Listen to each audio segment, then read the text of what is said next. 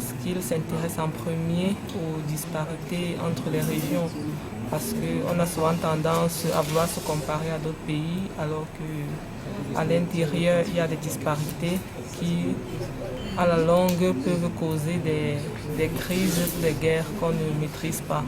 Donc là, pour moi, ça c'est vraiment le volet intéressant. Parce qu'on dit souvent qu'on veut des pays unis dans leur diversité. Je crois que l'IADS est un instrument qui peut permettre de capter les divergences ou l'exclusion qui peut exister entre différents groupes, en attendant bien sûr qu'on l'améliore pour qu'il arrive à rendre fidèlement compte de la réalité de l'exclusion humaine dans les pays de l'Afrique. Merci.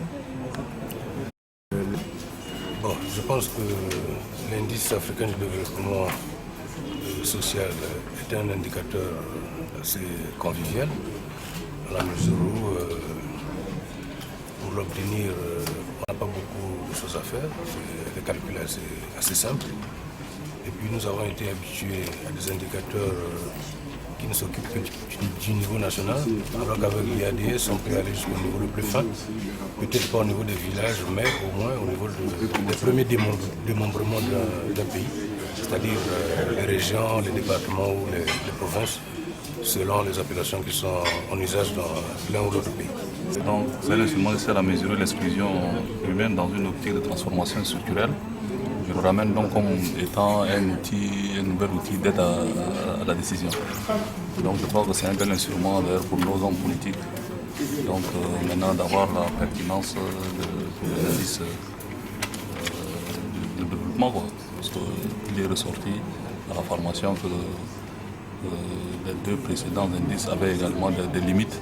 Donc on essaie celui-là pour voir est-ce que vraiment ça pourra servir, comme je le disais tantôt, d'instrument d'aide à la décision des hommes politiques. Apprécier le fait que l'Afrique pense déjà à son développement et aussi le fait qu'en Afrique on arrive à construire un indicateur propre à l'Afrique qui prend en compte les spécificités de l'Afrique, dont l'indice africain de développement social est très intéressant dans la mesure où on arrive à voir les disparités. Je vais dire les indicateurs qui contribuent peut-être le plus à l'exclusion. Donc ça permet déjà de pouvoir formuler des politiques spécifiques pour ces indicateurs-là, dans chacun des domaines. Et aussi peut-être tout au long sur une période donnée, si l'indice a peut-être baissé, on peut voir un peu quel indicateur a contribué le plus à la baisse ou à la hausse et voir si on peut même repliquer les politiques qui ont permis de réduire cet indice ou bien voir encore comment axer les politiques. Bref, ça permet de définir des politiques spécifiques pour pouvoir avoir un développement véritablement inclusif. L'IADS est un outil africain qui permet à ces pays d'améliorer leur méthodologie de planification axée sur les réflexions visant à réduire les écarts entre les inégalités, les disparités dans les domaines sociaux. Et l'ensemble de ces indicateurs vont permettre à l'Afrique d'atteindre la vision 2063. À la différence des autres outils de mesure, tels que l'IDH, cet outil qui est l'IADS porte quelque chose de nouvel parce que c'est un outil qui permettra de mesurer le degré d'exclusion à l'intérieur de chaque pays. Donc, afin de déceler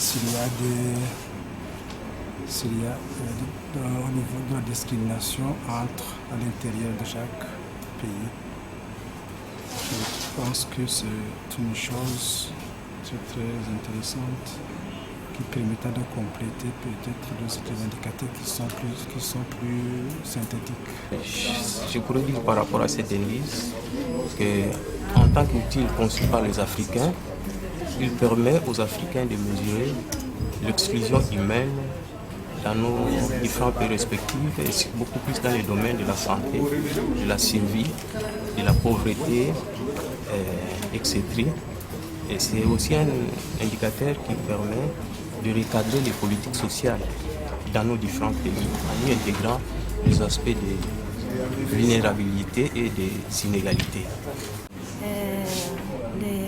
ADS permite aos países africanos conhecerem as suas fragilidades